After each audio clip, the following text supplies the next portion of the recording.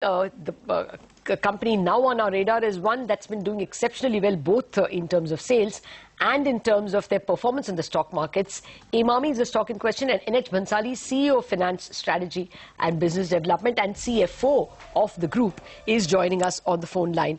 Mr. Bhansali, thank you very much for joining us. Very strong quarter. You've beaten the street on practically all counts. Give us a sense, will you be able to maintain this kind of a run rate in terms of 22 or 23% revenue growth for the remaining quarters? The quarter performance has been extremely good. In fact, you might notice, with a volume growth of above 15%. Yes. And the growth has come from all across, from all the brands and all the channels, all the sales channels, right? From consumer care, healthcare, and international business has also grown at 22%, in fact. And the new launches also kind of Fair and Handsome Fresh Wash and 7 oils in one. And all these new launches also has contributed significantly to the growth. Okay, so this 15% volume is replicable in the current quarter? I mean, we are already anyway halfway through the current quarter as well.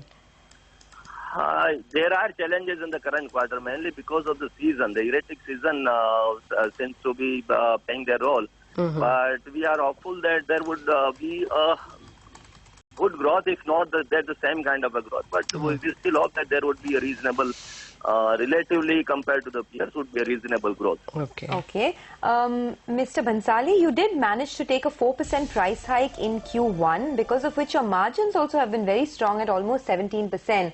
Do you have the pricing power to take more hikes in Q2 and Q3? We keep on evaluating this on season to season, and we feel that the pricing which is currently in place is appropriate, and we do not foresee further significant price increases from here. And while you have already noticed that the commodity prices and the material prices are also on the low, so we feel that it's a stable kind of a market from now. Will you be able to repeat that level of gross margins in the current quarter also? Have commodity prices been kind to you? Commodity prices have not increased significantly. If you look at the crude, which is also one of the for the packaging material, is one of the components. And apart from this, even the agri commodities have not increased significantly. While they have increased a little bit, but have not increased significantly. So what will your gross margins be? Relating to the same quarter in the previous year would be aligned to that. Which are the brands which are doing quite well, and where you expect incremental growth to come through in the quarters to come? The quarter which has passed was dominated by summer brands, kind of Navratna and Navratna Cool Talc, this kind of brands.